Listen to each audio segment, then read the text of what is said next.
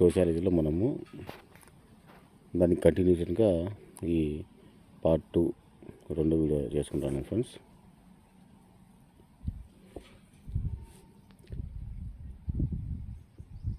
Last వీడియోలో మనము minority వరకు సాగాము. మైనార్టీలు అనగా ఏంటి పరిస్థితి అంటే, మైనార్టీలు అనగా క్రిస్టియన్స్, ఇస్లాము, సిక్కులు, బుద్ధిజము, జైనిజము, పార్సీలు. మన ఇండియాలో మొత్తం హిందువుల జనాభా ఎక్కువ ఉంటుంది. వారితో పోల్చుకుంటే మనము వీళ్ళంతా తక్కువ ఉండే వాళ్ళంతా మైనార్టీగా పిలువబడతారు. ఎవరెవరు వాళ్ళంటే క్రిస్టియన్స్, ఇస్లాము, సిక్కులు, బుద్ధిజం, జైనిజం, పార్సీలు వీళ్ళనమాట. ఇప్పుడు కొన్ని ఇంపార్టెంట్ చూస్తాం. భారతదేశంలో జనాభా పరంగా అధికంగా ఉన్న గిరిజన తెగలు, జనాభా పరంగా ఎక్కువ ఉన్న గిరిజన తెగలు ఏంటి అంటే భారతదేశంలో సంతాల్, గోండులు, బిల్లులు. సంతాల్, గోండులు, బిల్లులు వీళ్ళు భారతదేశంలో జనాభా పరంగా అధికంగా ఉన్న గిరిజన తెగలు. ఎవరిలో? గిరిజన తెగలు. 2011 జనాభా లెక్కల ప్రకారం భారత్లో అధికంగా ఉన్న గిరిజన తెగలు 2011 లెక్కల ప్రకారంగా ఏ గిరిజన తెగలు ఎక్కువ ఉందంటే 2011 జనాభా లెక్కల ప్రకారం భారత్లో అధికంగా ఉన్న గిరిజన తెగలు ఏమేమి ఉన్నాయంటే బిల్లులు, సంతాళ్ళు. ఇది నెక్స్ట్ మాతృస్వామిక వ్యవస్థ కనబడే మతం మనం ఇంతకుముందే చెప్పాము. సిక్కుల మతంలో మాత్రమే మాతృస్వామిక వ్యవస్థ ఉంటుంది అనమాట. అదే మనము క్రిస్టియన్స్ కానీ, హిందూస్ కానీ, ముస్లిమ్స్ కానీ వీళ్ళ గురించి మనం తీసుకుంటే వాళ్ళకు పితృస్వామ్య వ్యవస్థ అనేది ఉంటుంది. కానీ ఇది ఓన్లీ ఒక సిక్కుల మతంలో మాత్రం మనకు మాతృస్వామిక వ్యవస్థ అనేది మనకు కనబడుతుంది అన్నమాట. 2011 జనాభా లెక్కల ప్రకారం ఎస్టీ జనాభా అధికంగా ఉన్న రాష్ట్రం మధ్యప్రదేశ్. అర్థమవుతుందా? 2011 జనాభా లెక్కల ప్రకారం ఎస్టీ జనాభా అధికంగా ఉన్న రాష్ట్రం ఏదంటే మధ్యప్రదేశ్. ఒకసారి మనం దీన్ని చూస్తాం. మతము, గ్రంథాలు, దాన్ని స్థాపించిన వాడు. ఇప్పుడు మతం హిందూ మతము, గ్రంథం వచ్చేసి వేదాలు. స్థాపకుడు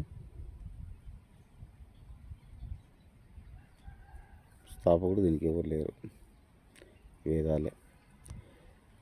మతం హిందూ, గ్రంథం వేదాలు, దీనికి స్థాపకుడు ఏం లేదు. అదే ఇస్లాం గ్రంథం ఖురాన్, ముహమ్మద్ ప్రవక్త. క్రిస్టియన్స్ బైబిల్, జీసస్ క్రీస్తు. సిక్కు అంగుట్రాంగ్ సాహెబ్,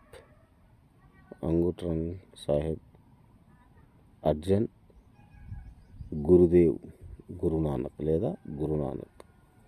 బుద్ధిజం త్రిపిటకాలు లేదా గౌతమ బుద్ధుడు, స్థాపకుడు గౌతమ బుద్ధుడు. ఇవి గ్రంథాలు. జైనిజం అంగాలు, పూర్వములు. స్థాపకుడు వర్తమాన మహావీరుడు. పార్సీ జెండా అవేస్త, జరాతృష్ట. స్థాపకుడు జరాతృష్ట. ఇవి దీంట్లో ఏదో ఒకటి మనకు బిట్టు వచ్చే అవకాశం ఉంది. మీరు దీన్ని కూడా ఒక క్లియర్గా నోట్స్ రాసుకోండి. వెరీ ఇంపార్టెంట్ అనమాట. ఓకే. దాని తర్వాత మనము కులం అంటే ఏంటి, దాని గురించి మనం కూలంకషంగా నేర్చుకుందాం. కులం అనేది ఏంటంటే భారతీయ సామాజిక వ్యవస్థలో కులం అత్యంత కీలకమైన పాత్ర పోషిస్తుంది అన్నమాట. మన సమాజంలో, భారతీయ సామాజిక వ్యవస్థలో, మన వ్యవస్థలో కులం అనేది ఒక ప్రధానమైనటువంటి పాత్ర పోషిస్తుంది, కీలకమైన పాత్ర పోషిస్తుంది. ఇది భారతీయుల యొక్క సామాజిక, ఆర్థిక, రాజకీయ జీవితంలో కులం ప్రధాన పాత్ర నిర్ణయిస్తుంది. భారతీయ సమాజంపై కుల వ్యవస్థ చాలా వరకు ప్రభావం చూపుతుంది. భారత సమాజంపై కుల వ్యవస్థ అనేది చాలా వరకు ప్రభావం చూపుతుంది. భారతదేశంలో మొత్తం కులాల సంఖ్య 3000.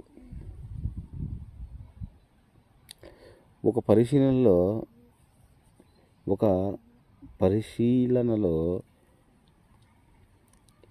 తేలిన విషయం ఇండియాలో 6000 వరకు కులాలు ఉన్నట్లుగా తెలుస్తుంది. ఉపకులాల సంఖ్య అయితే ఇంకా 25,000. ప్రపంచంలో మొట్టమొదటిసారిగా కులం అనే పదాన్ని ఉపయోగించింది ఎవరంటే గార్సియా డి ఓర్టా.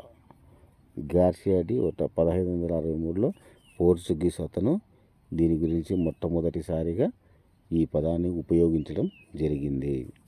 భారతదేశంలో కులం అనే పదాన్ని వాడినది ఎవరు ఏ దేశం వాళ్ళు అంటే పోర్చుగీసు వారు. క్యాస్ట్ అనే పదం ఎక్కడి నుంచి వచ్చిందంటే క్యాస్ట్ అనే పదం కాస్టా అనే స్పానిష్ భాషా పదం నుండి మనకు ఏర్పడడం జరిగింది. దీని అర్థం జాతి వ్యవస్థ వారసత్వ లక్షణాల సముదాయం అని దీని యొక్క అర్థం. క్యాస్ట్ అనే పదం క్యాస్టస్ అనే లాటిన్ భాష పదం నుండి వచ్చింది. దీని అర్థం క్యాస్టస్ అంటే దీని అర్థం ఏంటంటే ప్యూర్ అంటే పరిశుద్ధం అని అర్థం. చారిత్రక పరిణామాలు ఆధారంగా హిందూ వ్యవస్థ అయినది 4 భాగాలుగా విడిపోయింది. ఈ చారిత్రక పరిమాణాల ఆధారంగా హిందూ వ్యవస్థ అనున్నది 4 భాగాలుగా విడిపోయింది. దీనిలో మనకు ఈ 4 భాగాలు ఏంది అంటే ఒకటి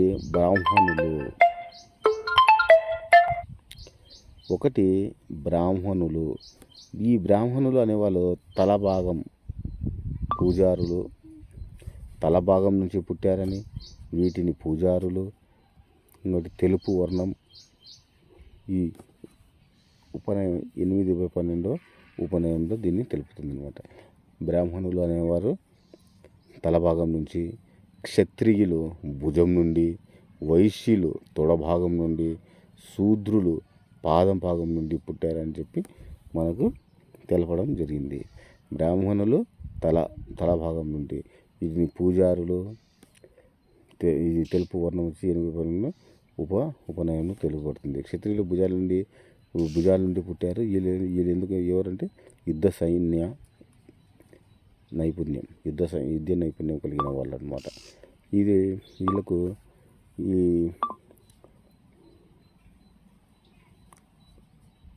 ఎరుపు వర్ణం, తెలుపు వర్ణం, ఇది పసుపు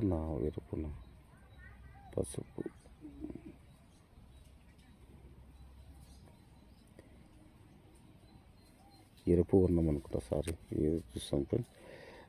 వీళ్ళు ఎరుపు వర్ణం 10/14 ఉంటుంది. ఇంకా వైశ్యులు తొలభాగం నుండి వైశ్యులు అనేవారు ఎవరంటే వ్యాపారస్తులు అనమాట. వీళ్ళది పసుపు వర్ణంలో వర్ణించడం జరిగింది. వీళ్ళు 12/16 ఉపనయనం కనిపిస్తుంది. శూద్రులు వచ్చి పాదభాగం, వీళ్ళు సేవకులు అనమాట. నలుపు గోధుమ రంగులో వీళ్ళ వర్ణన జరిగింది. వీళ్ళకు ఎటువంటి ఉపనయం అనేది ఎటువంటిది వీళ్ళకు లేదు. పై విధంగా చతుర్వర్ణ వ్యవస్థ దేంట్లో పేర్కొనబడిందంటే పై విధంగా చతుర్వర్ణ వ్యవస్థ అనేది పురుష సూక్త శ్లోకంలో పేర్కొనబడింది. అది నెక్స్ట్ మనం ఏంటంటే కులం యొక్క లక్షణాలు, దీని యొక్క లక్షణాలు ఎలా ఉంటాయి అనే దాని గురించి మనం చూసుకున్నాం. ఫస్ట్ పాయింట్ ఏంటంటే క్లోబర్ రెస్లీ, ఓఫర్, కేట్కర్, దత్ వీళ్ళు కులం లక్షణాల గురించి పేర్కొన్నారు. ఏమేమి పేర్కొన్నారంటే పుట్టుక కులాన్ని నిర్ణయిస్తుంది అని అన్నారు. ఒకటి ఆహార అలవాట్లు కూడా కులాన్ని గురించి మనకు చెప్తుంది. అర్థమైందా? ఏంటంటే ఈ కులం లక్షణాలు మన పుట్టుక కులాన్ని గురించి నిర్ణయిస్తుంది, ఏ కులంలో పుట్టాడని. ఆహారం అలవాట్లు కూడా కొన్ని కులాల్లో ఒక రకమైనటువంటి అలవాట్లు, మరొక కులంలో మరొక రకమైనటువంటి అలవాట్లు ఉంటాయి. కాబట్టి ఈ ఆహారపు అలవాట్లు కూడా కులాన్ని నిర్ణయిస్తుంది. వివాహ పద్ధతులు ఒక కులంలో ఒక పద్ధతులు, మరొక కులంలో ఇంకొక పద్ధతులు ఉంటాయి. కాబట్టి ఈ వివాహ పద్ధతులు కూడా కులాన్ని నిర్ణయించడం జరుగుతుంది. దాని తర్వాత ఆచార సంప్రదాయాలు కూడా కులానికి ఒక్కొక్క కులంలో ఒక్కొక్క రకంగా ఉంటాయి. కాబట్టి ఇవి కూడా మనకు కులాన్ని నిర్ణయించడం అనేది జరుగుతుందన్నమాట. దాని తర్వాత కుల పంచాయతీలు, కుల వృత్తులు, క్రమశ్రేణి, విధి నిషేధం అంటే కుల కట్టుబాట్లు, ఇవి అన్నమాట. ముఖ్యంగా ఈ 8 అనేది కులం గురించి మనకు నిర్ణయిస్తాయి అన్నమాట. ఏంటంటే ఇంకోసారి చూసుకున్నాం. పుట్టుక అనేది కులాన్ని నిర్ణయిస్తుంది. పుట్టుక, ఆహారపు అలవాట్లు, వివాహాలు, ఆచార సంప్రదాయాలు, కుల పంచాయతీలు, కుల వృత్తులు, క్రమశ్రేణి, విధి నిషేధం, ఇవి 8 కులం గురించి మనకు నిర్ణయించడం జరిగింది, నిర్ణయిస్తాయని వాళ్ళు చెప్పారనమాట. దాని తర్వాత మనకు నెక్స్ట్ పాయింట్ ఏంటంటే మెగస్థనీస్ ప్రకారం కుల వ్యవస్థ లక్షణాలను 2 పేర్కొన్నాడు. ఈ మెగస్థనీస్ అతని ప్రకారము కుల వ్యవస్థ లక్షణాలు 2 పేర్కొన్నాడు. ఒకటి ఏంటంటే కులాంతర, మరొకటి మతాంతర వివాహాలు జరిగేవి కావు అని చెప్పాడు అనమాట. అదొకటి, కులాంతర మతాంతర వివాహాలు జరిగేవి కావు. అది నెక్స్ట్, ఒక కులం వారు వేరొక కులంలోనికి మారడం వీలు ఉండేది కాదు అని ఈ మెగస్థనీస్ అనేవాడు దాని 2 లక్షణాలను పేర్కొన్నాడు అనమాట.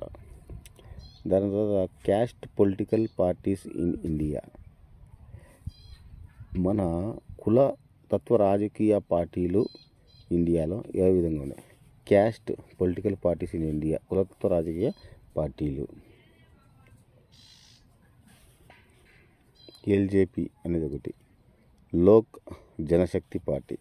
ఈ లోక్ జనశక్తి పార్టీ అనేది స్థాపించిన వాడు ఎవరంటే రామ్ బిలాస్ పాస్వా. చైర్మన్ వచ్చి పశుపతి కుమార్. రాష్ట్రం వచ్చేసి బీహార్. రాష్ట్రం ప్రదేశము ఇది బీహార్ అనమాట. కులం గురించి మనకు ఉండే పార్టీలు ఇవి కూడా చాలా ఇంపార్టెంట్, అడిగే అవకాశాలు ఉన్నాయి. Next RJD. ఈ ఆర్జేడి అనేది రాష్ట్రీయ జనతా దళ్. దీని యొక్క స్థాపకుడు, చైర్మన్ ఎవరంటే లాల్ ప్రసాద్ యాదవ్. రాష్ట్రం అంటే బీహార్. బీఎస్పీ. ఈ బీఎస్పీ అంటే ఏంటంటే బహుజన సమాజ్ పార్టీ. అధ్యక్షులు ఎవరంటే కాచిరాయ్. చైర్మన్ ఎవరంటే మాయావతి. రాష్ట్రం యూపీ. SP Samajwadi party. దీనికి ఫౌండర్ ఎవరు? ములాయం సింగ్ యాదవ్. చైర్మన్ అఖిలేష్ యాదవ్. ప్రదేశం ఉత్తరప్రదేశ్. మళ్ళా క్యాస్ట్ రిజర్వేషన్ మూమెంట్స్. రిజర్వేషన్ల గురించి మనం ఇప్పుడు తెలుసుకుందాం. ఇప్పుడు పార్టీల గురించి తెలుసుకుందాం. నెక్స్ట్ ఇప్పుడు క్యాస్ట్ రిజర్వేషన్ మూమెంట్స్. ఏంది క్యాస్ట్ రిజర్వేషన్ మూమెంట్ అంటే? ఏపీ కాపు, ఓబీసీ మరియు వాల్మీకి బోయలను ఎస్టీకు మార్చాలని మూమెంట్ చేస్తున్నారు. ఎస్టీల కిందకు మార్చాలని వీళ్ళను, వాల్మీకి బోయలను, ఏపీ కాపులను ఓబీసీ కింద, వాల్మీకి బోయలను ఎస్టీ కింద మార్చాలనే మూమెంట్ అనేది ఇప్పుడు మనకు ప్రస్తుతం జరుగుతుంది. దాని తర్వాత టీఎస్ తెలంగాణ స్టేట్లో వాల్మీకి బోయిలను ఎస్టీకి, రాజస్థాన్ గుజ్జర్లను ఎస్టీకి, గుజరాత్లోని పటేల్స్లను ఓబీసీకి, మహారాష్ట్రలో మరాఠాలను ఓబీసీకి, కేరళ నంబూద్రి మైనార్టీస్కి చేంజ్ అవ్వాలని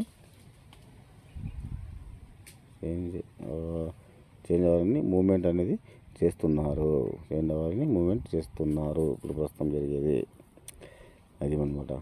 దాని తర్వాత మనకు కులం గురించి మనము లక్షణాలు తెలుసుకున్నాము, దాని తర్వాత పార్టీలు తెలుసుకున్నాము, దాని తర్వాత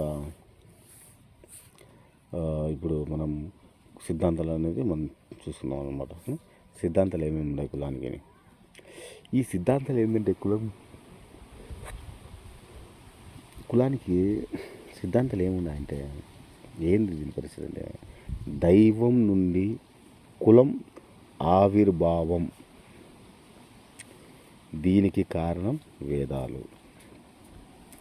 వేదాల నుండి మనకు తెలుస్తుంది ఏంటంటే దైవం నుండి కులం ఆవిర్భావం, దీనికి కారణం వేదాలు. జాతి సిద్ధాంతం, ఈ సిద్ధాంతాన్ని ప్రతిపాదించినది Risley book the People of India అనే దాంట్లో వృత్తి సిద్ధాంతం, జాతి సిద్ధాంతం అనేది ఇది వృత్తి సిద్ధాంతం. ఈ సిద్ధాంతాన్ని ప్రతిపాదించినది నెస్ పీల్డ్, దీనిని అభివృద్ధి చేసింది ఇచ్చెస్టన్.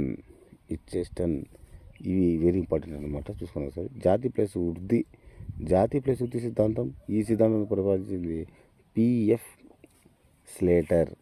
సంస్కార సిద్ధాంతాన్ని పోక్టాస్ సెనాట్. భౌగోళిక సిద్ధాంతాన్ని గిల్బర్ట్. మన సిద్ధాంతాన్ని Hutton. Caste in India, book వచ్చేసి క్యాస్ట్ ఇన్ ఇండియా. వ్యక్తి యొక్క నమ్మకం వలనే ఈ సిద్ధాంతాలు ఏర్పడినట్లుగా పేర్కొన్నాడు. మనుషుల యొక్క నమ్మకం వలనే ఈ సిద్ధాంతాలను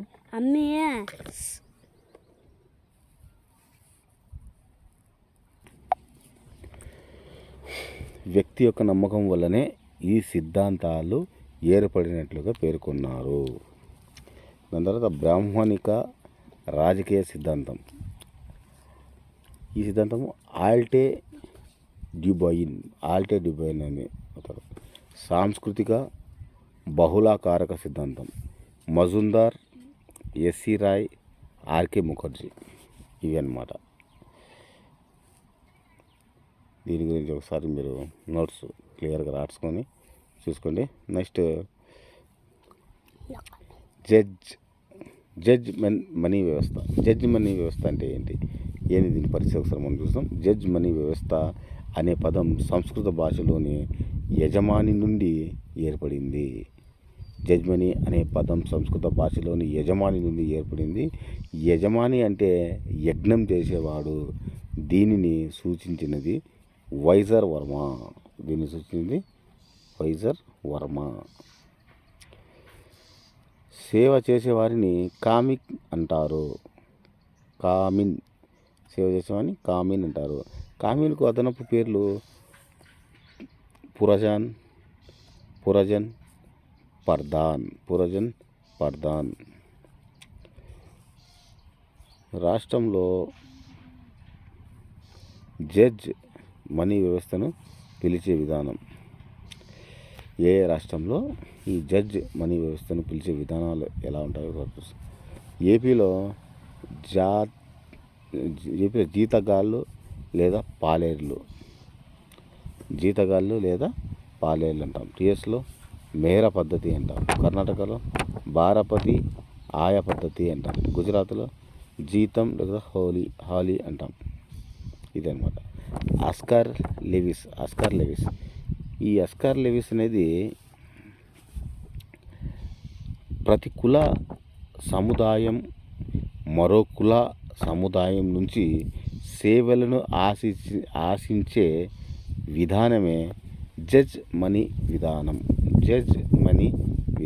ఏంటంటే జడ్జ్ మనీ విధానం ప్రతి కుల సముదాయం మరో కుల సముదాయం నుంచి సేవలను ఆశించే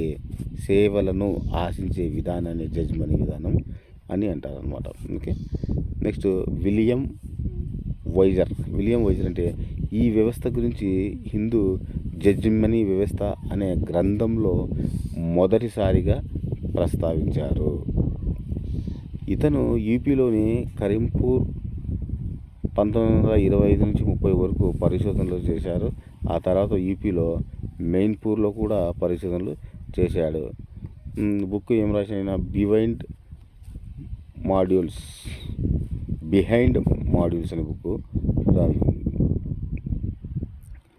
ఈ బీడల్మన్ అనేది ఇంకోటి బీడల్మన్ జడ్జ్ మనీ వ్యవస్థ ఫ్యూడల్ విధానంగా పేర్కొన్నారు. ఫ్యూడల్ విధానము అంటే భూస్వామ్య వ్యవస్థ. ఇతని గ్రంథం the comparative analysis of judge money system గ్రంథం. ఎడ్మండ్ లీచ్ అనే అతని జడ్జ్ మనీ వ్యవస్థను శ్రమ విభజన మరియు కులాల మధ్య గల ఆర్థికపరమైన ఆధారం అని పేర్కొన్నాడు. ఆచార్య మండేల్ బామ్ 1972లో ఈ ఆచార్య మండేల బామ్ అనే జడ్జ్ మనీ వ్యవస్థ లక్షణాలను పేర్కొన్నాడు. గ్రంథం సొసైటీ ఇన్ ఇండియా. దీంట్లో కొన్ని ముఖ్యమైనవి.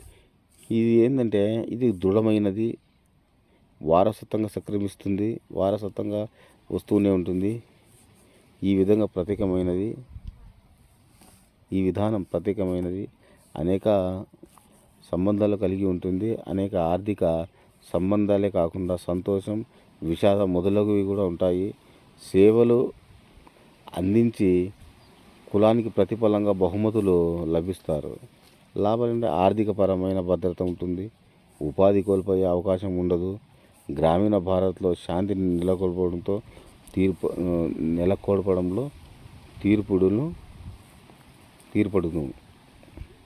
తోడ్పడును.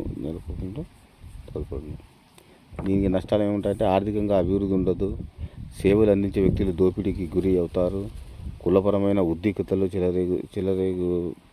చెలరేగడం, కులంలో ఉద్రిక్తతలు, నిరక్షరాస్యత పెరగడము, జడ్జ్మెంట్ వ్యవస్థ అంతరించిపోవడానికి కారణాలు.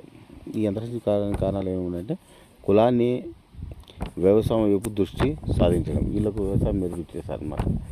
బానిసత్వం తీసేసి వీళ్ళకు వ్యవసాయం అనేది దానికి వీళ్ళకు దృష్టి చూపడం వలన ఇది తగ్గుతూ వచ్చింది. కులాన్ని వ్యవసాయం వైపు దృష్టి సాధించారు. కుల వృత్తులు కనుమరుగవడం.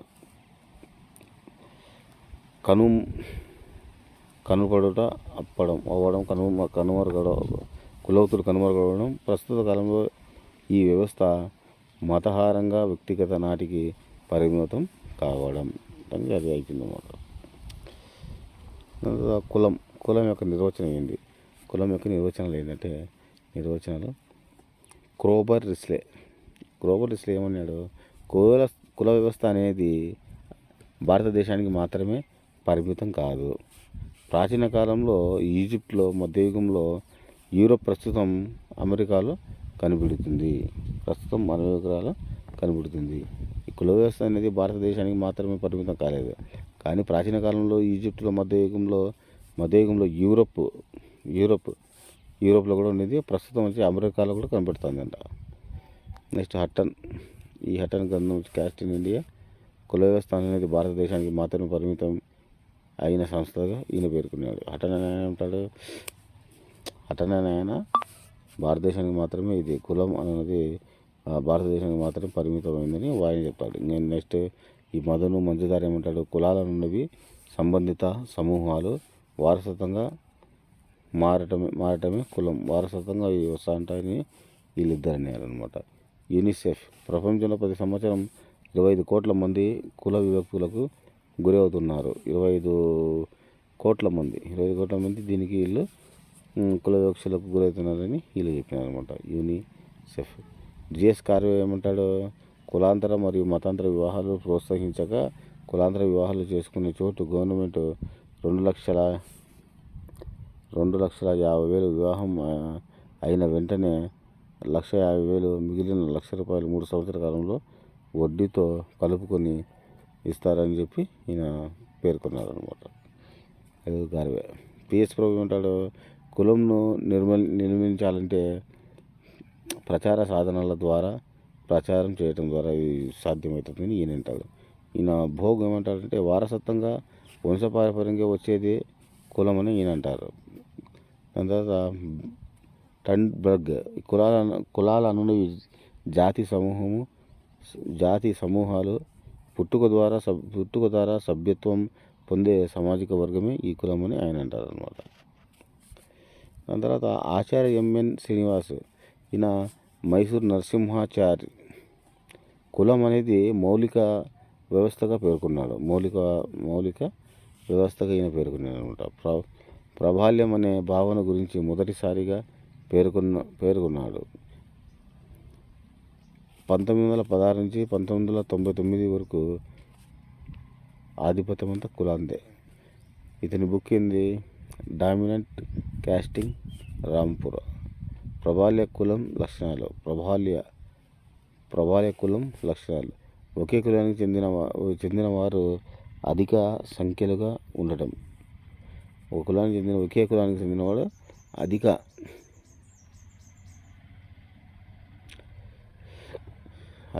అధిక సంఖ్యలుగా ఉండడం. ఉన్నత స్థానాన్ని కలిగి ఉండడం. విదేశీ విద్యను కలిగి ఉండడము. పరిపాలన రంగంలో ఉద్యోగాలు చేస్తూ ఉండడము. ఇంకేంది, అన్నీ వాళ్ళే ఉన్నాయి. అందుకని ఈ వెనుకబడిన వారిని కొంచెం ఇబ్బంది కలిగించారు. వెనుకబడిన కులాల వారి పంచవర్ష ప్రణాళికలో ఓటు హక్కు సామాజికంగా, ఆర్థికంగా ఉచిత సంక్షేమ పథకాలకు అందించినచో కులంను నిర్మూలించవచ్చునని చెప్పి నేను చెప్పాడు అనమాట. ఏం చెప్పిన అంటే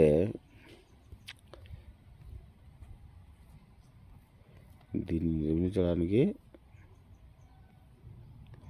వెనుకబడిన కులాలను వారిని మన పంచవర్ష ప్రణాళికల్లో ఓటు హక్కు సామాజికంగా, ఆర్థికంగా ఉచిత సంక్షేమ పథకాలను అందించడం వలన కులం నిర్మూలించవచ్చును అని అన్నాడు అనమాట.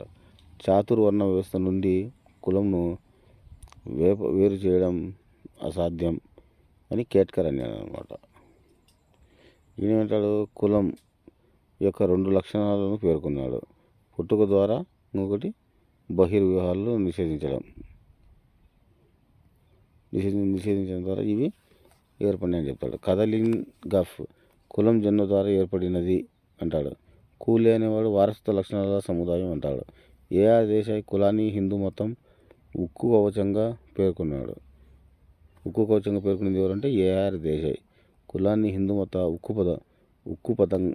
ఉక్కు కవచంగా ఎవరు పేర్కొన్నారంటే ఏఆర్ దేశాయ్. ఎఫ్జి బెయిలీ, ఆచార్య ఎంఎన్ శ్రీనివాసన్, ఈయన కులాల నిర్మితాలు కులం అన్నది మౌలిక వ్యవస్థగా పేర్కొన్నాడు.